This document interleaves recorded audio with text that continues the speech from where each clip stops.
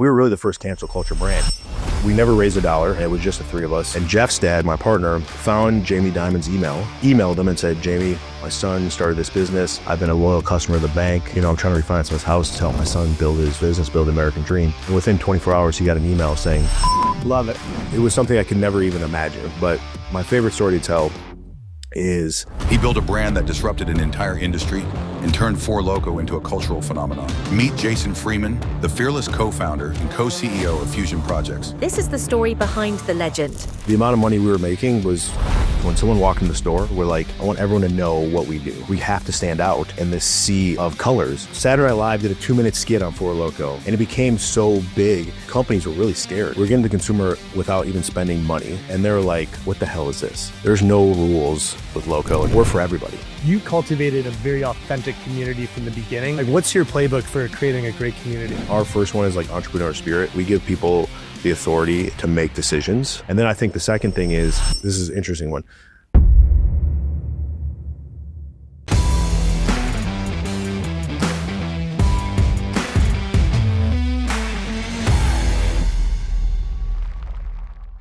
Welcome everybody to episode 4 of the Zeitgeist podcast. I could not be more excited for this episode with my very, very good friend, Jaisen Freeman, the godfather of one of the most iconic brands of all time, Four Loko, and the founder CEO of Phusion Projects, which is the company behind brands like Mamitas and many other ones that we'll talk about today. Jaisen, so excited to have you. Welcome to the pod. Thank you. It's a pleasure. I'm happy you're doing this. This is right. This is right where you should be. Love it. So let's go all the way back. Yeah. Obviously, you had the idea for Four Loko originally. Yep. While you were playing hockey at Ohio State. 4-year letter winner. Yes. Former captain of Ohio State. The Ohio State. The Ohio State University.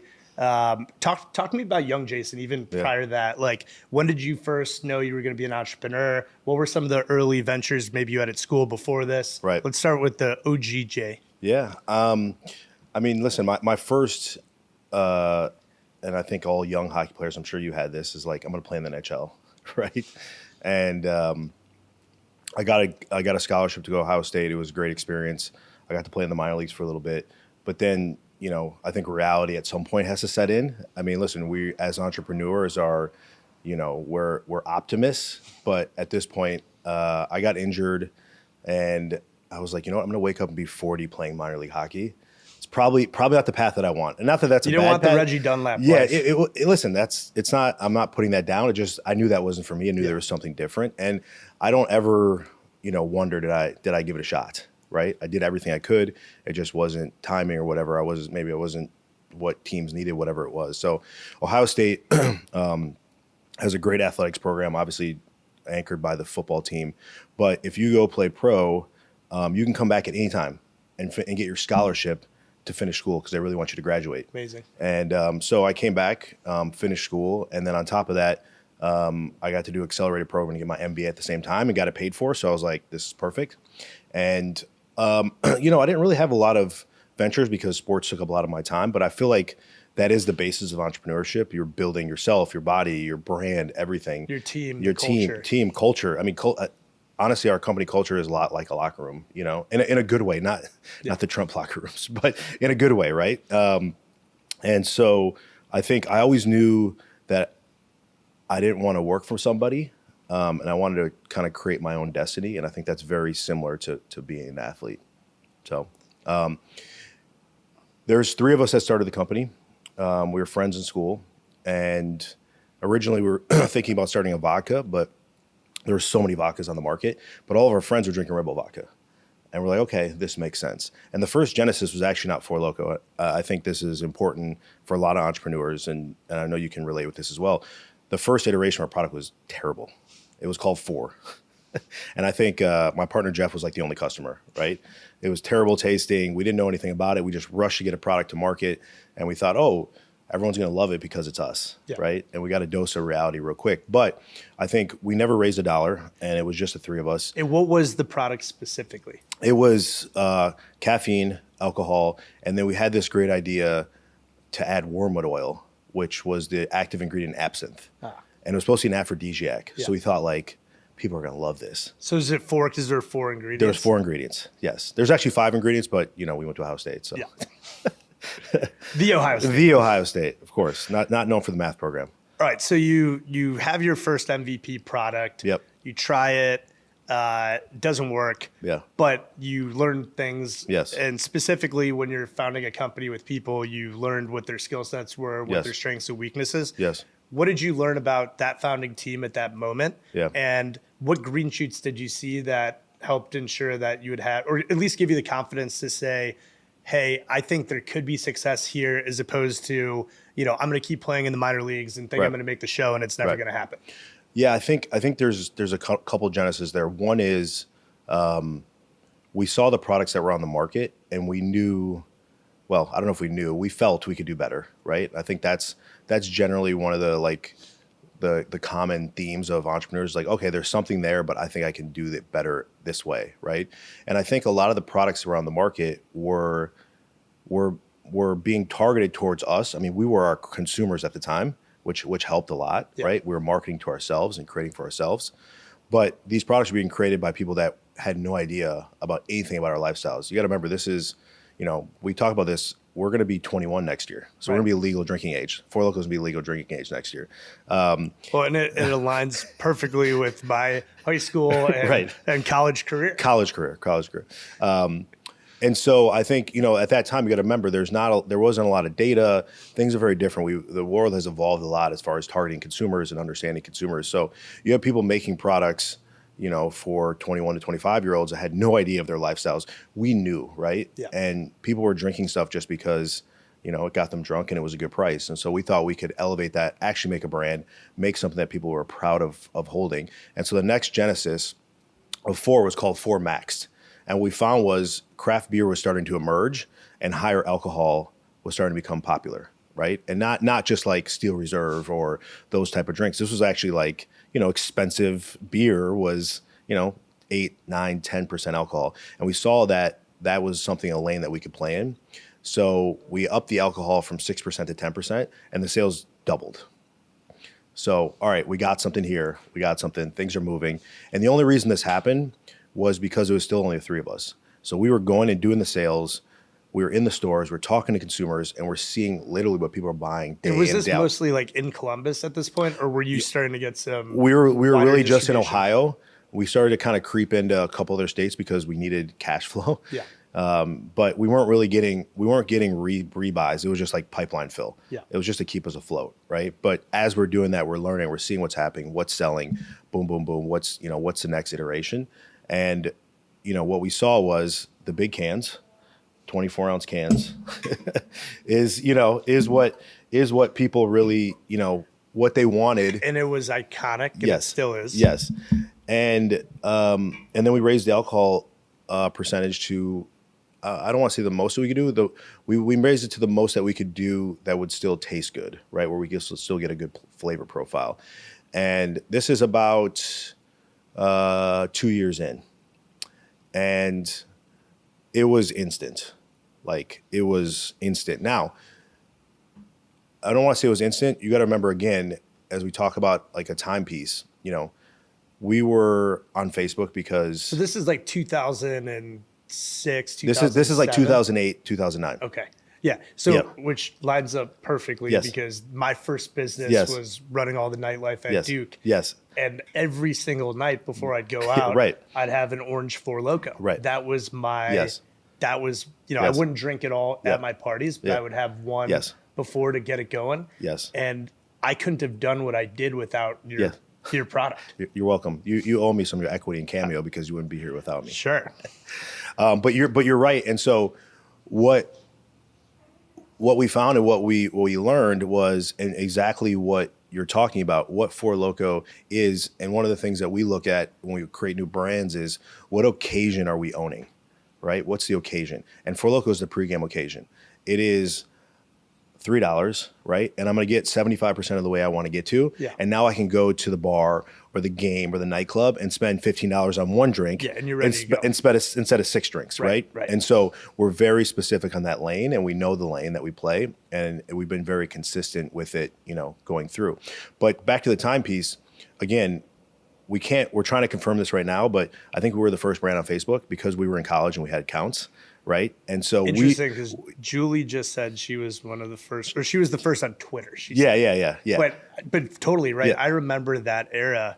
Part of the reason my first business worked was because I was '06 from high school. Yes. So I was the first grade that had Facebook the whole way. Yes. So every person I knew was on it was there. still a closed loop. Yes. Right. Because back then when you graduated, you got an alum account so you could stay on. Right. But for the 4 years that I had my business, I had a Facebook group of 17,000 college kids 100%. at Duke, UNC, NC State, and the bar owners didn't have access. So we would say, show up here, and people came. And at the time, I don't think we actually knew how powerful that was Right. or what it was going to be. And so, that's how we got the information out to our friends and to people that were interested. And we just started building that following. And then again, you got to remember, YouTube starts becoming big. I mean, this is pre-Instagram, right? So there was a rap group in Cleveland that out of the blue did a song about Four Loko, Loco on that Loco. And it still has millions and millions of views. And you got to remember, in 2009, millions of views on YouTube is like, it's like 100, hundreds of millions now. And this thing took off. And then it just started where it became cool to have it in your hand, to have it here. And so, that goes back to the genesis of the can. We didn't have money. We didn't raise a dollar. We got an SBA loan. I had some money from playing. We opened up credit cards, cash advanced some money. So, what we had to do is when someone walked in the store, we would sit, even in our office now, if you walk in, it's a cooler like walking into the store. I want everyone to know what we do, right? It's very specific and how the product sits on the shelf and what you see. And so we're like, we have to stand out in this sea of colors. And so camo came up and we're like, this is an iconic look. I mean, we never knew that it was going to be street cool and now it's army cool. It's like, camo is like, I don't think we knew what it would become, but it also, we knew we needed something different. What were some of the ideas that didn't make it, or as you were going through that process originally, what were some of the other ideas that you had to stick out? Well, I don't think, we had different names for the product. What were some of those other ones? Oh man. You got to remember we were college kids, so they were just god awful. It was like Diesel, and it was like very hardcore male. You know what I mean? And thank God we didn't. Cameo's first name was Power Move. Okay, all right. I think Cameo's a little better. A little better. Yeah. Shout out to John Galanis for coming up with the name. His birthday yesterday. Yes. So it's a fun process, and I think when you're young, you just don't know any different. And I think it was it wasn't easier, but it was better because all of our friends were our core consumers, and we're like, hey, what do you think of this? And they're your boys, and they're like, that sucks, dude. Yeah. We're like, try this as a drink. This is terrible. So we didn't know we were doing research, but we were doing research, right? It was very crude and unscientific, but it was actually very directional. And then as you're on campus, you've got this brand, rappers are starting to talk about it. And it's funny, just side note, when I went to go create the reels today for you coming in, there's 50 different Four Loko songs on Instagram. It's actually amazing. Yes.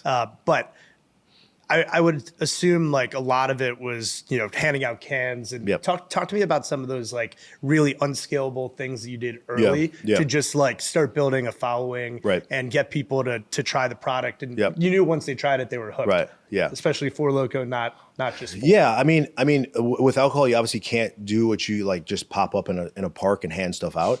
But we would have parties and we'd do a lot of more stuff. We were on campus, so there's a couple big liquor stores. We'd make sure displays were up. We'd make sure we're in there during the hot hours, talking to people. And it was really just kind of hand-to-hand combat. I think a lot of our stuff though was social. That was again emerging, and we just hit it hard because it was free and we knew it. And everyone else in the industry was so late to the game there. People were still doing print ads. At that time, right? So for us, and there was no algorithm, and everyone was seeing everything you posted, right? So it's so much harder now, as to do these types of things, and it's so much more crowded. Timing is everything with brands, and I think it would be a lot more difficult to stand out today than it was back then. We'd have to have something different, but I think the other thing that goes is you talk about the 54 Loko songs and the reels and all the things. We never wanted to, we were very specific about this. We never wanted to control our brand. And we're still to this day. I'll give you an example. We work with FaZe Clan, right? And they're one of the biggest streamers, gamers, and they've worked with brands before. And like, what do you want us to do? And we're like, Well, be you. what the fuck? What are you talking about? Yeah. What are you going to do? And how do we fit into that? Right. And I think a lot of companies and brands get stuck in this, like, here's our brief and like, make sure this is this way and the can is this way and this. And it just defeats the purpose of actually having partnerships. And we want to user generate content, which it is troves of it out there. And we're for everybody, like we're literally for everybody.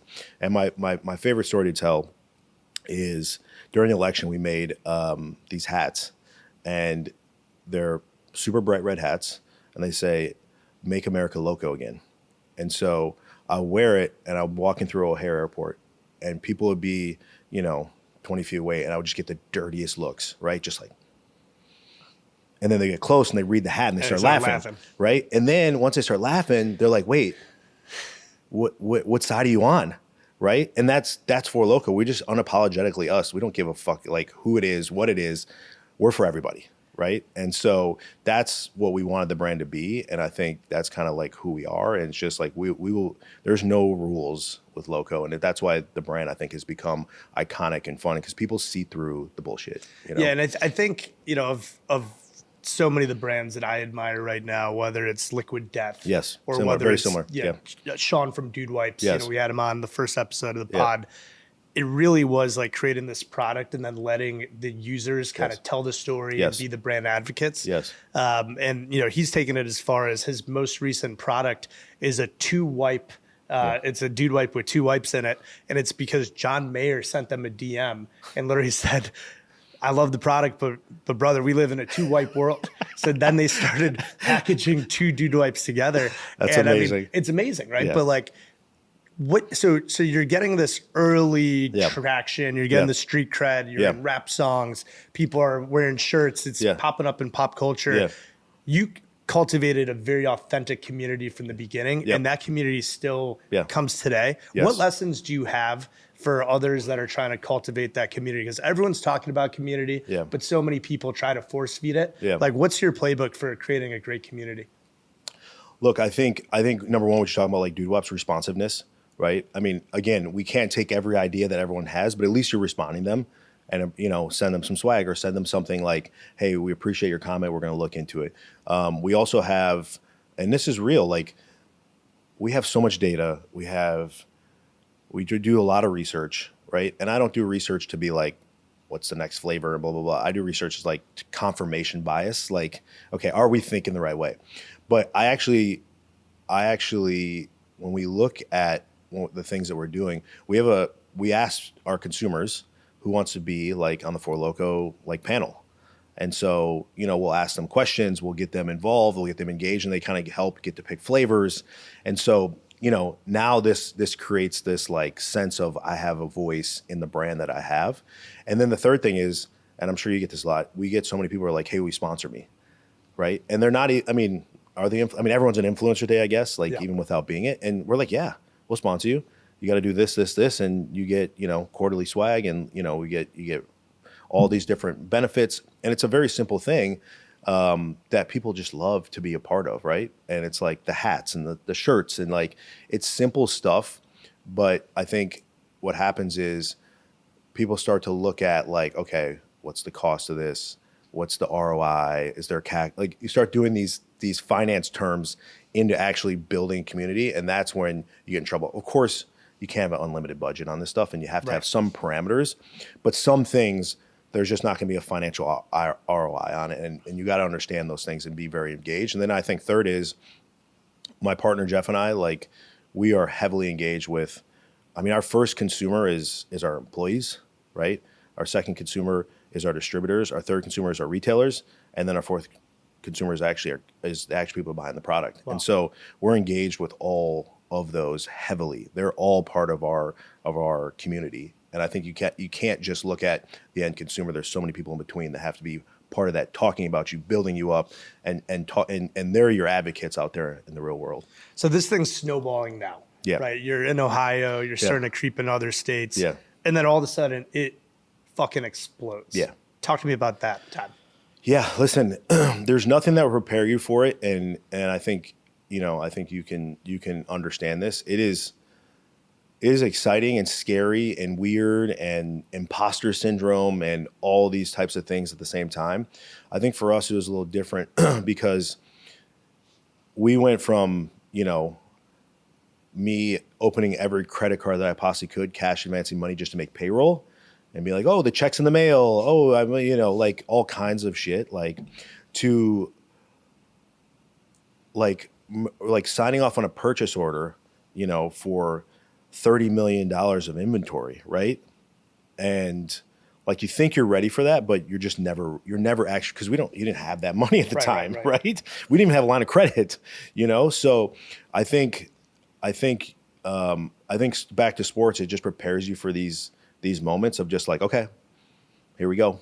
What's the next door that's gonna open and close in my face? And you got to remember, I mean, my partner Jeff and I, we didn't take a salary. We put every dollar we had in. We ran out of money right when Four Loko started to move. And you got to remember, this is 2008, 2009, financial crisis. Yep. No one is writing checks. Right. Banks are locked up. No one's doing anything. No one will give us a dollar. And so, we went to our friends, somebody would do it, and we eventually went to our families. And our families aren't, they're middle-class families. And my mom and parents borrowed against their 401k. They had $100,000, and they gave us what we could. And Jeff's dad, my partner, it's a great story. He went to refinance his house, get a home equity line of credit to give us money to get through. And because of the financial crisis, Chase denied him. And he had this house for like 30 years, right? He's been a customer of the bank. He found Jamie Dimon's emailed him and said, Jamie, my son started this business. I've been a loyal customer of the bank, military service. And, I'm trying to refinance his house to help my son build his business, build the American dream. And within 24 hours, he got an email saying, Bob, don't worry about it. Someone's going to contact you. Wow.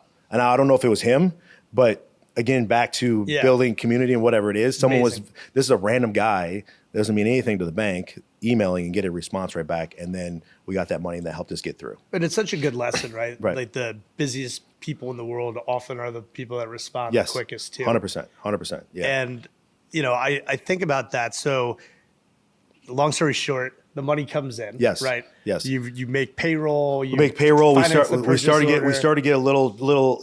I get a little salary. I got a little expense account. I'm starting to feel good about myself.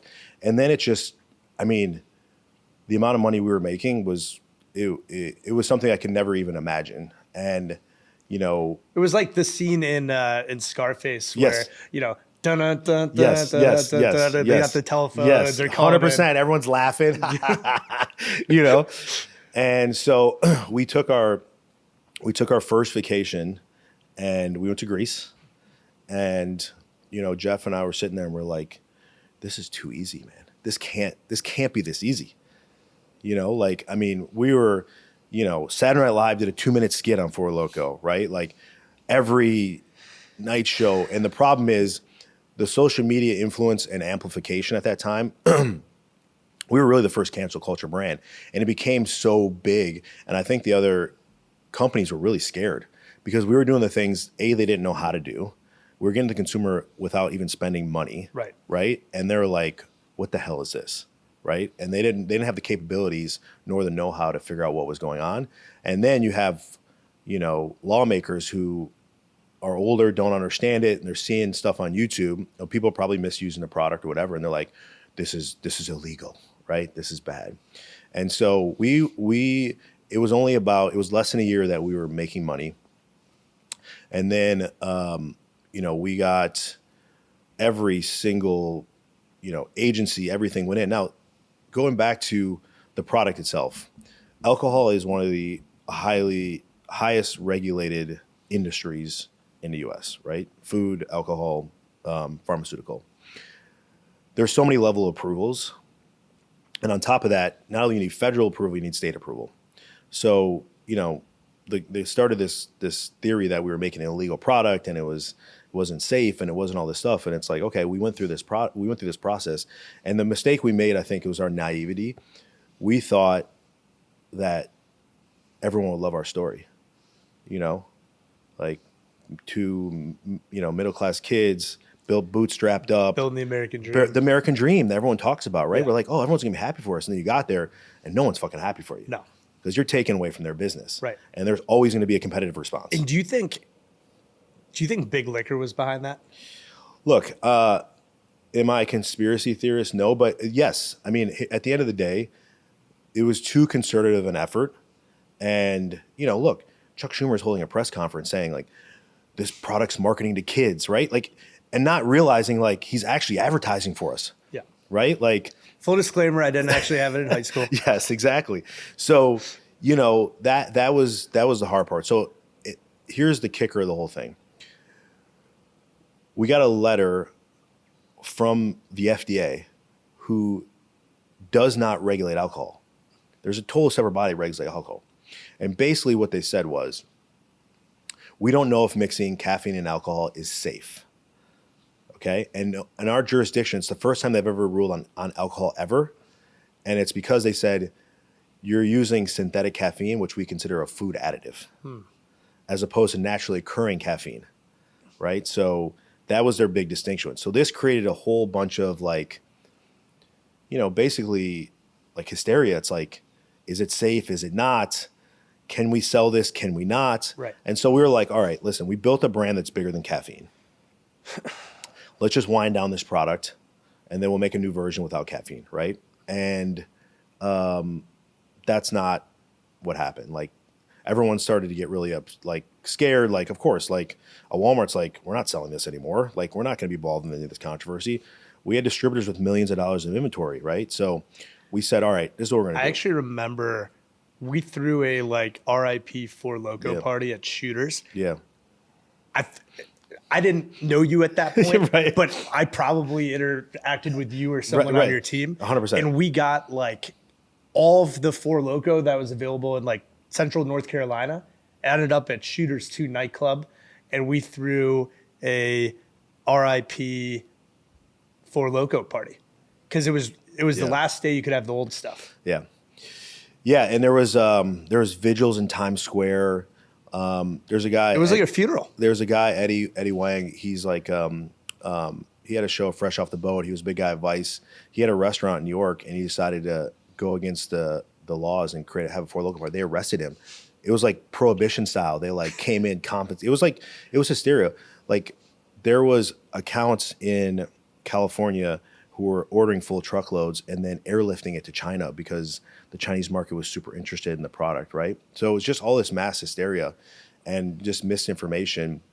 And so basically we decided we had $30+ million in inventory in the market that we said, all right, you know what? We're going to pick this up, bring it in.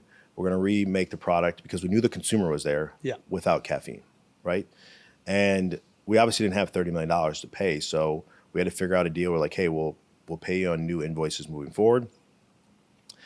And, because the demand was there. But I think some of the retailers, rightfully so, got scared. It took us about 18 months to pay that back. So we were $35 million in the hole. Our bank sent us a letter saying we don't do business with people like you. You have 3 days to get out of the bank, right? We don't have a line of credit. We're just trying to collect and pay. Right. So nobody would bank us because of headline risk, right? And thank God, the private bank in Chicago, which is CIBC now, they took a flyer on us. They were great. I mean, obviously they didn't give us a line of credit, but they at least let us they let us collect and pay, right? Right. And so we thought we were out of it, and then we had about 90 lawsuits filed against us, 2 class actions, people making ridiculous claims of what happened with Four Loko. And then our insurance company said, oh, you're selling a legal product, we're not going to cover you. So we paid about $30 million of settlements out of cash flow without a line of credit, without an investment, right, on top of paying back the inventory. And it took us about 3 years to kind of get into the thing. And what happened was we started a brand called Not Your Father's Root Beer. And it's same kind of trajectory as Four Loko, and we only really had it in the Midwest. And Pabst Brewing Company, the owner came in, he really wanted the brand. We didn't really want to sell it, but it was a way for us to get out of all of our past debts and allow us to kind of just move forward. And so we sold the brand to them. And that was a critical point. because I realized it's like, oh, we can do more than just one thing, right? And we have built this great go-to-market strategy, network, sales team, distribution, retail execution. We can do other things that are complementary. So, all right, take me back to that lowest point. The lawsuits are there. Chuck Schumer, press conference. Yeah. Everybody's coming from you. You're getting debanked. You're getting kicked out of your insurance. Talk to me about how you approach your top 3 constituents, as you talked about. What did you do to keep the ship sailing on the employee side? Yeah. What did you tell to your distributors, and like how did you salvage it with the retailers in that period? Yeah, look, I think as this was a learning experience for me. I think as entrepreneurs, especially when you're building, I mean, I hate this term, but fake it till you make it. But you're constantly playing on the edge of dream and reality, or being an outward success, and an internal failure. Yeah, exactly. Yeah. But you're playing this edge of dream and reality, right? Where you're like, I know we can get there. We're not there yet, but I got to make people believe we can get there, right? And so you're constantly talking a little bit ahead of where the reality is, right? And you can't get too far out of there. But I think what I learned in this experience is people are smart, and you can't bullshit people. You can do it for a little while, but you can't do it for very long. And I think for us, my partner were very humble, like, you know what I mean? Like, and we just were honest. Here's what's going on. Here's what we know. Here's what we don't know. This is what we're going to do. And it was pretty much every day we're talking to the team. We're getting everyone's opinions, feedback. What should we do? What did this person say? What do you guys think, right? And so I think involving people in that process is super important, because I think a lot of times, especially when you're in these worlds, you want to keep it very tight because you're scared of people getting information and then being like, oh shit, the ship is sinking. Yeah. But when you actually get people in the boat, you got more paddles, right, and they come up with solutions. Yeah, you may lose some people, but those weren't your people to begin with. Totally. Right? And so we were just very communicative. I think, especially with your customers, face-to-face meetings. We got on planes who are big guys and said, hey, I know you got a lot of inventory. There's 2 ways this can go. We either go out of business, or we get through this. Yeah, yeah. And it was almost better that it was $35 million and not like 300,000. You know what I mean? Because it was like, if it was 300,000, it'd be like, all right, see you guys later. As all the banks learned during the financial crisis, right? Right. So I think that was important. And then the retailers, they'll always come back. There is some pain in the beginning, right? And some people that said, we're not dealing with you. But once you have a consistent story and message, and you come with real data and facts, you eventually get back there. Like even Benny's, it took a little time, and I understand that. They're, it's a family business, and they want to make sure where they're at. They're now a great customer and great partner for us, right? So I think seeing that long-term play, but also understanding to be very, very honest. And I think keeping your employees up to date with what's going on, understanding the hole we're in, right? And we lost a couple people. We actually lost one guy who came back 2 years later and was like, I made the biggest mistake leaving, And so I think that for me, what I learned in that situation is communication and honesty with people, and getting their feedback, because they're the ones actually dealing with the real stuff out there as well. Moments like that, in my experience, and Cameo has gone through, its fair share of those as well. It really highlights the core values that you have, and those values are either going to withstand the test or they're not. And sometimes through these periods, new ones, some need to go, some need to stay. Talk to me about the core values you had, and how, if at all, did they change or really cement themselves through the adversity?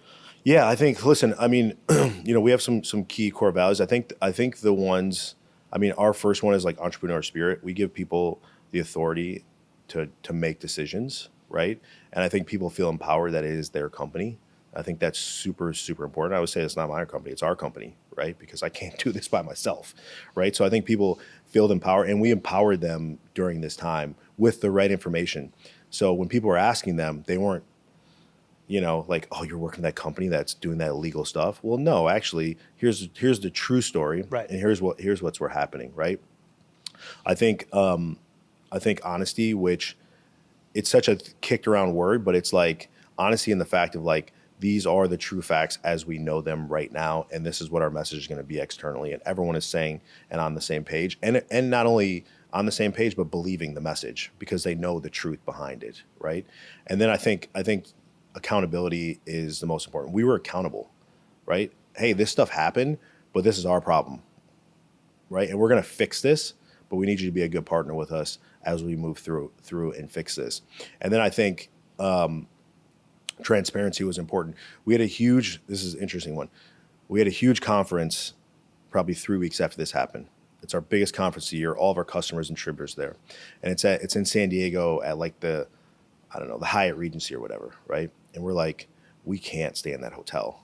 We owe these guys $30 million. So we stayed at like the Best Western down the street. And we made it known that we were staying there and walking, to the hotel.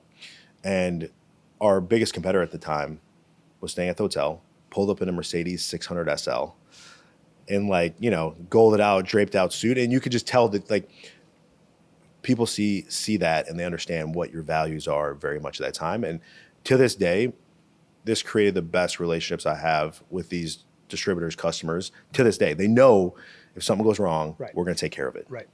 And we stand on that every day. Talk to me about the competitive landscape at that point. Yeah. I remember there was kind of this Cambrian explosion of all of these, alcohol plus caffeine businesses at that time. Yep. Juice was one. There were a Sparks. few other Sparks.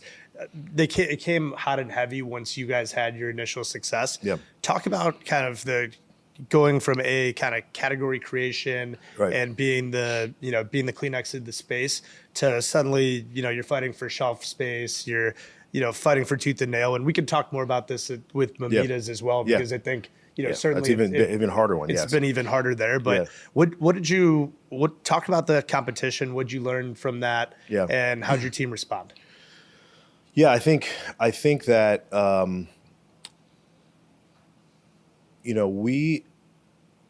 we really, in those times, we were aware of competition, but it wasn't a focus. We were focused on what we wanted to do, what we wanted to accomplish, how we wanted to go to market. We were aware what they were doing. And I think probably naively, again, this is back to having this vision and this confidence. We knew we were better than they were, right? We just knew better product. We knew we were going to do a better brand. product. We knew that our go-to-market strategy was better. We knew we had more loyal customers. We had the social following that they didn't have. We knew that we were doing things. They'd been out longer than us, though, and they had a little more. They had more money. They had more.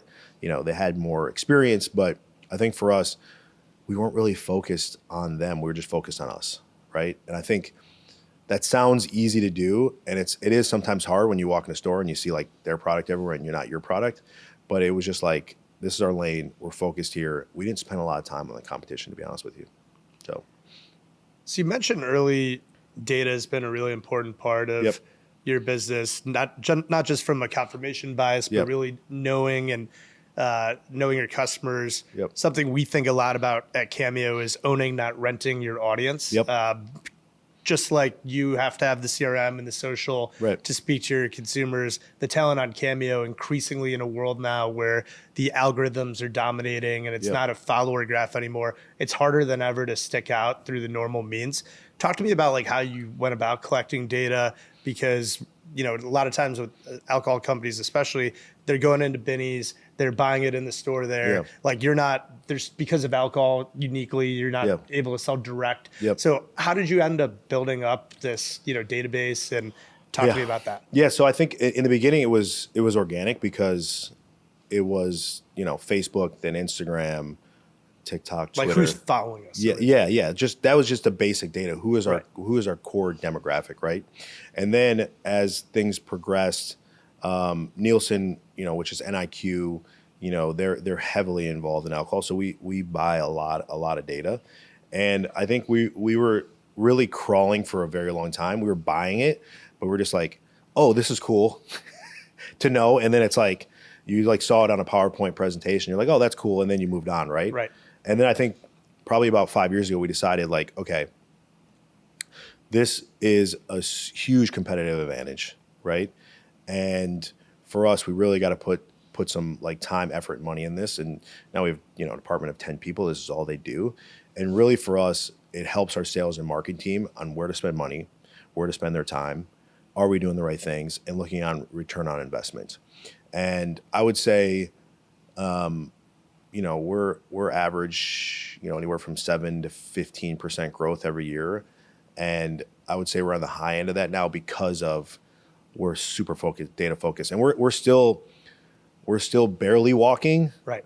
You know what I mean? But it takes a long time for an organization to wrap their head around that. And we've just been really consistent. And now people are seeing it like, oh, this is affecting my paycheck. Yeah. What are Right? the handful of like examples Yes. where you got the data Yeah. and you made a decision you wouldn't have made otherwise, or you Yeah. killed something that you were Yeah. trying to launch? Like, Well, I would think the better one for us is for our sales team, right? Yeah. So, for example, we have a area sales manager in Raleigh, right? And he's going to all the bars and liquor stores and package stores or whatever it may be. And before it was just kind of like, okay, I'm going to go to these stores. I'm going to work in Durham this day. I'm going to work in Raleigh this day. Then I'm going to go over to Charlotte. It was just kind of random, right? Yeah. And now, we kind of gamified it for them. It's like USA is one of our like biggest growing products, Four Loko USA, right? And so this should be in every single store. right. The rate of sale is hands down higher than any other product that we have, right? And so he now opens up his iPad in the morning and it gives him the 20 accounts that don't have USA and how much Four Loko they sell. And now all he does is just go to those 20 accounts and make sure that this product gets sold in there. And now the rotation goes up. So that is the biggest piece. And we have guys that are killing it on commission because they're I mean, I hate to say it now, the robots. They're like, I'm going there, right? And so I think that is super important. On a broader scale of like a Nielsen NIQ data where you got to kind of piece the puzzles together, I think that was genesis of Mamitas, where it was, White Claw and Truly jumped out of the gates. And look, we probably missed it, right? And I think everyone chased those tails. And for us, it was like, all right, this game is over. How do we... Whenever a new category forms, you usually have a high end, a low end, and and White Claw and Truly are kind of that. I mean, it's beer where people think it's not. Yeah. So we're like, okay, this is gonna evolve. What's the next evolution? And so again, pulling together low calorie, low sugar trends of tequila, and nobody else was doing it. High Noon had just started, and they were owning vodka, and they still own vodka. Listen, they tried tequila and it failed, right? Yeah. So they own it. So we're like, what lane can we own? And let's try to own this lane. Right. And that was really from the data. So building an iconic brand is so hard. And in a world now where, you can go to Lovable or you could go to Grok or ChatGPT and say, here's what it is, name me, create a brand. Yeah. I believe like elite taste is always going to matter in a world where like, the 75th percentile work and below could be automated out. Yes. But, at the highest end, the difference between, the branding working or not, that's going to be differentiated. And in Mamitas, like right from the start, it was so clear that not only was it taking on tequila sodas, something that everybody orders in the bar anyways, but the branding was excellent. You found the right partners and people like Brody. Talk to me about that brand. You guys have the idea. You see what the Nielsen data says. How do you go action it and go bring this to market? Yeah, I think there's a couple different iterations here. We generally don't use big marketing agencies. And we decided to go outside to get one. And of course, the playbook is like, okay, your consumer for Four Loko is 21 to 25. Let's expand it to 28. And then you're going to have double revenue, right? It's like, it's a very simple math formula. It just doesn't work, right? And expanding that consumer base from 25 to 28 actually alienates the 21 to 23. Right. And so we're like, we can't do that. But there's still a lot of our consumers, once they age out of Four Loko, they still want something else. And we still can use a similar playbook, but, a similar setup, kind of along the lines of the same playbook. And that's kind of what happened with Mamitas, right? We had blank slate. Mamitas is one of my favorite beaches in Playa del Carmen. The name was great. The branding was great. Everything just came together and everyone was just like, it was just really exciting. And so, the team just went crazy because everything has been Four Loko, which is great. Right. But it's like, you're just trying to think of the most craziest fucking thing you can do, right? And this was like very specific. It's cool. The branding is great, elevated, right? Yeah. We can drink it every day. Right. You know what I mean? So I think everyone got really excited about it, me as well. And then we started to look out and seeing all these, obviously after Casamigos, every celebrity wanted their own brand, right? So we still have a lot of inbound, and it's slowing down now because I think people realize how hard it is. And I was having a conversation with a friend, and he was like, "Hey, have you ever talked to Brody before?" And I was like, "No," but I kind of was like judged him based on what you think his online appearance is, right? Which we do with everybody. He's like, "No, you guys should have a conversation." He's like, "I feel like you guys would be like best friends." And I was like, "Really?" We had a Zoom it was supposed to be like 20 minutes. We were on for like 2 hours. Like, he's to this day one of my closest friends beyond doing this. But the thing for him was he wanted to be authentic based on like the stuff his family's done, but then he's watched them create so much like value and wealth. And he's been like, he's kind of shied away from it because he didn't want to be that. Yeah. And he's like, I just want something that's authentic to me that makes sense. Like that I love. Yeah, that I love. And he's like, so let me try the product. He's like, he called me. He's like, I love this fucking product. I love it. I'm going to die for this product. And so he was a little scared to put it out to his base. And he did one post and everyone's like, oh my God, what is that? It was like, and it's back to one of these things about authentic partnerships. And all the partners that we have, whether they're creators or musicians or whatever, I sit down with them and Jeff, and we sit down one-on-one. And if we don't have a vibe, then I don't think there's going to be a there. Okay, maybe we'll do a sponsored post or whatever, but we're not going to do a partnership with you unless you and I going to have a relationship so we can have conversations. And I think that comes out when someone is a paid kind of promoter versus like you're part of the brand. He's given ideas and he's like, hey, we should do this. Let me do a merch drop. It fits within his lifestyle. He's a surfer. He's super healthy, right? Like the brand is cool. So those kind of things were super important for us. And when they're saying we. They're saying we. You know what the best thing happened? And it was interesting. My mom said something. She was like, someone was like, why do people keep saying it's Brody Jenner's brand? And I'm like, that is the greatest thing that can ever happen. Right? Like, I want everybody to think that, right? Because it is. It's part of him and it's part of our partners. And when people start saying we versus, oh, that's Jason's thing, like it's not my thing, it's our thing, right? And that's, again, back to community and people being involved, and it's authentic. When you post about it, you can tell it's not forced, right?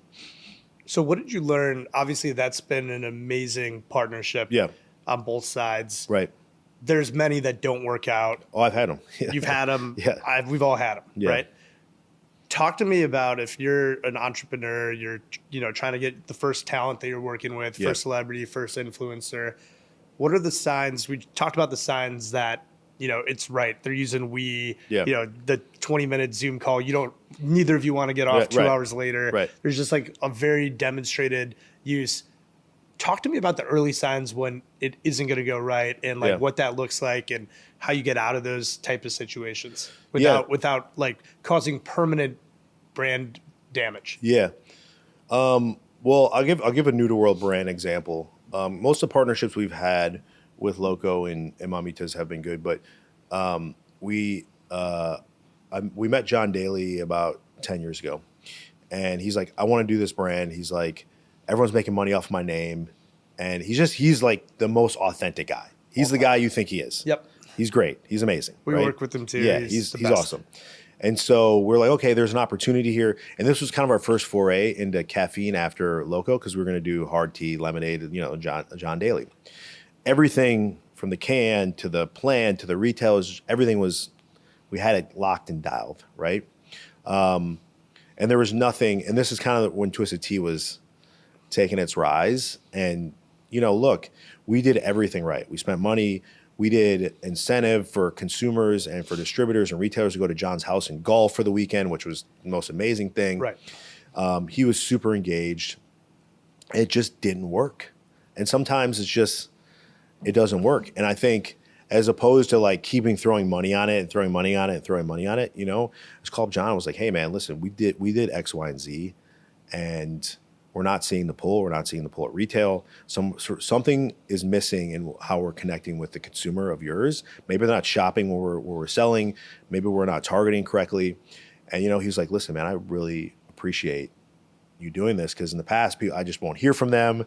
Or we took the shot. Yeah, we took the shot, man, and we did everything we can take the IP back. And he's now got a new thing, Good Boy Vodka, that's doing really well. Like it wasn't the right time or whatever, but again, I think this goes back to honesty, transparency, and communication with these partners, and being like, hey, look, this is what we did, but it's not working, right? Like maybe it's time. We shut up shop and just know what that moment is. And you can tell from data response and rotation whether it is or isn't. Have you guys built, as you've launched multiple brands, multiple SKUs, have you guys developed a framework of how to know when to kill something?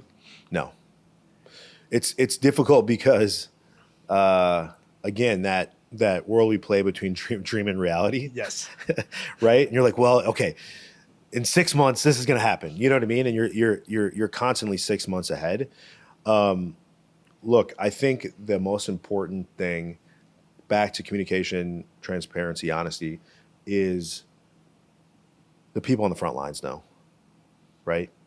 And they can't be scared to be like, we need to change this, we need to alter our approach, or we need to get out of this, right? And I need it honest and I need it real. Yeah. Right? Because, okay, this is not working. What can we change? Let's tweak. Let's readjust. Let's fix the plane in flight. If we try this, we try this. If we tried multiple things, we've tried all of our levers, and we pulled all of our levers from marketing, from pricing, to packaging, to promotion, to all these things. It's still not working. Then you just got to be honest. Right. As much as you love something, it's just not there. But I think your people have to feel confident telling you this is not working. And there's some real institutional courage needed for that. Yes. You have to have a culture where people can speak up. Yes. You have to have a culture where, and it's not like, hey, I'm making excuses for like why, the job that I'm doing or the project I'm in charge of isn't thriving. Yes. And that's something that, gets cultivated day in and day out. Yes. Yeah. And, when you think about your own leadership style, you've had so much good there, and so many great people have come out of your org to go do other great things or to just stay with you for a long time and thrive. Like, how do you think about nurturing that? Look, I think one of the things that Jeff and I, my co-founder, we do really well is we make people feel comfortable, and you can always, I know everyone has this, I hate that, like, again, these cliches like open door policy and all that, but we have one-on-one check-ins, and it takes a lot of time. They're 15 minutes, but we do it with every single employee at 6 months, a year, and then every year after, right? And we hammer them out in like a couple weeks, right? It's 15 minutes. We have super confidential, and people love that little connection, and we also get so much information where they feel comfortable. If they feel comfortable there, then they feel comfortable actually being out there and coming back to us. And then I think the second thing is we're like proponents. Like, if someone wants to go somewhere else and do something different, like my president, my chief legal officer both went to Heineken. And like, of course you don't love that, but like, I'm happy that they're able to now step up to that different level, international company, big thing. And I'm happy for them. Right. And they're always welcome back. Right. We've had people leave, and they're like, we had a guy leave on a Friday, and then Tuesday he's like, I made a mistake. No, that one we didn't let him back. That one was too quick, right? But over time, I would definitely, the opportunity is there to come back. And I think, and I don't know him well enough. He preaches this enough, Gary Vee. I don't know if it's reality in his companies, but he's like, you work for them, they don't work for you. You know what I mean? Like that is really the culture. And I would say that people feel in our company, like I'm like, what do you need from me? Right? Like, what can I do to help you achieve the things that you need to achieve for you to make money for yourself and your family and better your career? And I think most of our employees know that, and they'll call me like, hey, I need you to call this guy because I've tried X, Y, and Z, and I need you to come over the top. And I'm like, let's go. I'm in, right? And they have to feel comfortable doing that. Like you said, being like, okay, it's not a failure, right? It's not a failure. You tried everything you could. Sometimes I have to come in and smash one on the head. And that's a fun job for me. You know what I mean? That's a fun job, but they have to feel comfortable being like, feeling like they failed something, right? One thing we've talked a lot about on the podcast so far are kind of marquee marketing stunts or these like moments, especially when you didn't have anything to like go and do, make big moves in a way that might be really scalable or not scalable, depending on what it is. Yeah. What were some of those early like stunty things that you look back on and it's great? Like a good example for us, early days, we could not hire an engineer for the life of us. So we ended up renting an airplane and flew it over Facebook headquarters. And it's one of those planes with like the banner and it said, "Tell Mark you quit."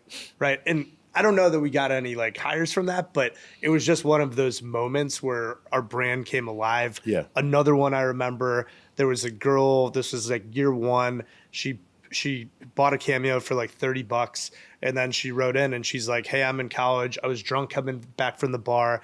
I don't have I need a refund on this, even though I bought the Cameo. It's great. I literally won't have be able to eat." And our team got her address and sent her a month's worth of ramen. Right. So those were those moments that really created Cameo. Yes. Tell me about some of the ones you guys have had over the history for the different brands. Yeah, look, there's a couple that stand out. And I think they're important. And also, I think our brands are very complementary. We probably don't have data on this, but the amount of time someone probably drank a Four Loko and they bought a Cameo for one of their friends is there's probably good data on that for sure. We started one of the first influencers. I think he's probably the original influencer, the Fat Jewish, right? And met Josh, actually super smart. One of the first really early on Cameo. Yeah. Too. He was the first one that actually got it. Yeah. He understood how to work it, right? And so we started working together and he's like, "Well, how do we work together?" I was like, again, back to him, like, what is something you really want to do that you can't do right now? He's like, "All right." So we rented this little room in Chinatown. It was probably like a 5 by 5 foot room, white walled. He's sitting in a folding chair with his hair all up, just in the room. There's cameras everywhere, cameras on the hall, and there's 2 ropes on the ceiling. And so he posted, "Whoever brings me a Four Loko has a chance to win $10,000. And so we didn't know what the response is. It's the middle of Chinatown. We gave the address. It was it was a minute and 57 seconds later. Someone was there. Right? And so we got we got her ringing the bell, coming up the stairs, walking down the hallway, and she walks in. She's like, "What the hell is going on in here?" And he's just sitting there. He's like, "What's up?"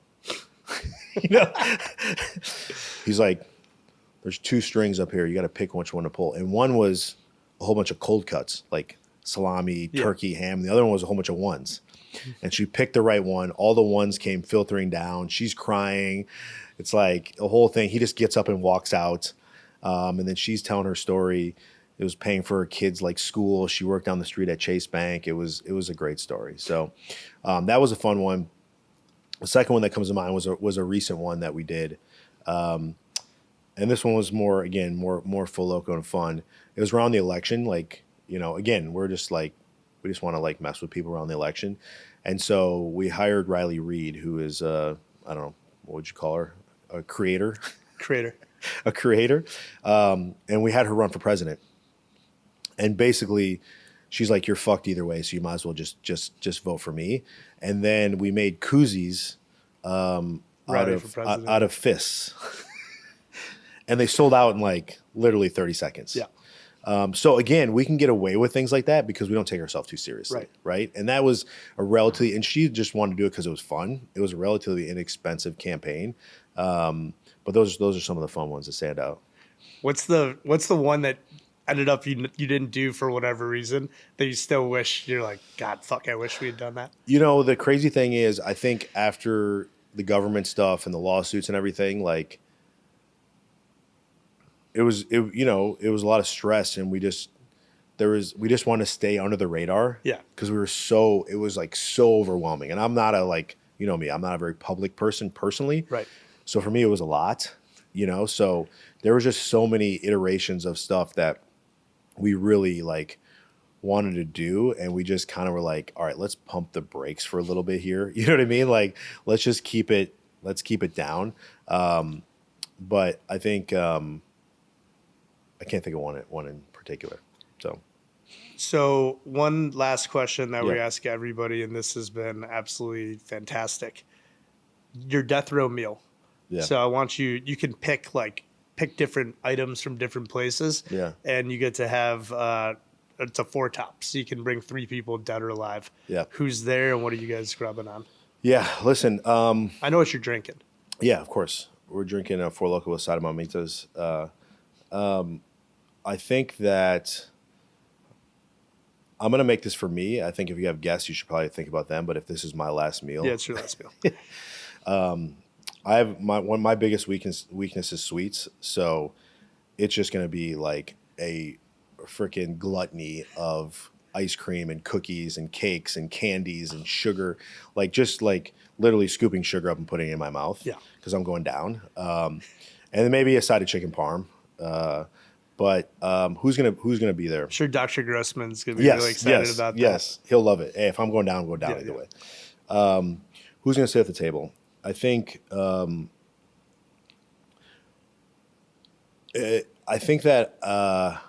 I'd probably like to have a last meal with 2 of my grandmothers who were very influential in my life.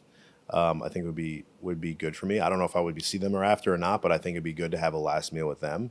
And then I think the third person would be, man, you stumped me.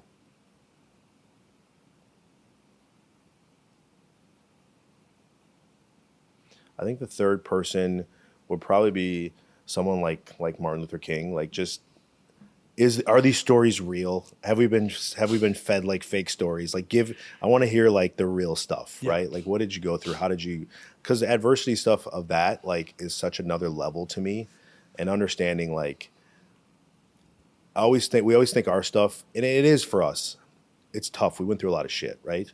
But the shit that other people actually had to go through, when your life's at risk, when your family's life's at risk, to go through those things and to hear those stories, that stuff's motivating for me. I mean, I remember when Cameo went viral for negative reasons the first time.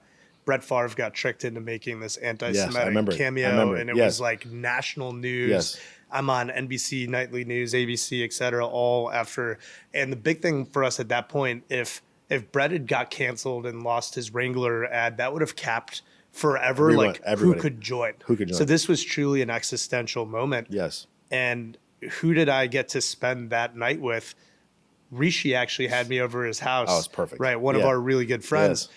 And Rishi had just started going through all of his shit. Yeah. And he's interviewing me for YPO. We're at his house drinking scotch. Right. And I remember literally being like, How in are the you doing whole this? world, I don't know if there's anyone I'd rather be with than you right now. Right. So Right. I think it's so relevant. Jason, thank you so much. It's been Real awesome. quick before we're done. Yeah. Talk about what's next for you guys. Yeah, like for anything sure. you want to highlight, like what should we be looking out for? Yeah, look, I think for our industry, obviously Four Loko, we've expanded internationally, which has been crazy. We just entered our 30th country, Australia, your favorite country. My favorite country now. And so really understanding international business, which is back to a quick entrepreneurial point of it, like it's so hard to start a business, but we take for granted that we get to start it in this country, I think a lot. And obviously there's issues here, whatever, but working in other countries, I'm like, wow, you know what I mean? Like, and I think we take for granted the opportunity that we have, that you can do something here overnight. Yeah, it's gonna be hard. People are trying to knock you down, but the problems we have in other countries, they are so much more complicated than the problems here. Just even getting up and running, it's impossible, right? So it's something I'm very, very grateful for. I think there's Well, that's why we got to make America loco again. Right. I think Four Loko, we always come out, we got some new innovations, new flavors. Packaging innovation's big now. This is a Tetra Pak that we're coming out with. We have espresso martini and mamitas. We have some other things. I always have a list about 10 things that we're considering. One may see the light of day. Look, Delta 9 THC is a big conversation piece right now. We're circling around that, trying to figure out where the government's going to play on that. We don't want to be in the government sites again, but maybe that's just where we're comfortable. So maybe we should. I don't know. I guess we're good at it. But I think for us, we're just going to keep creating fun stuff. Like, we're never going to make a 97-point Cabernet wine, right? But we'll do a canned wine with Fat Jewish called Babe, right? So it's finding those little moments and pieces where we can kind of enter ourselves and have an occasion and a dialogue with the consumer that's different than what's happening. So, well, Jason, thank you for everything. And Yes. as a proud Mamitas investor, Yes. That Thank one you. is about as good as it gets. So Yes. go try it out. Yes. Thank you so much. Thank you, man. And This is great. this was so much fun. Appreciate it. Thanks.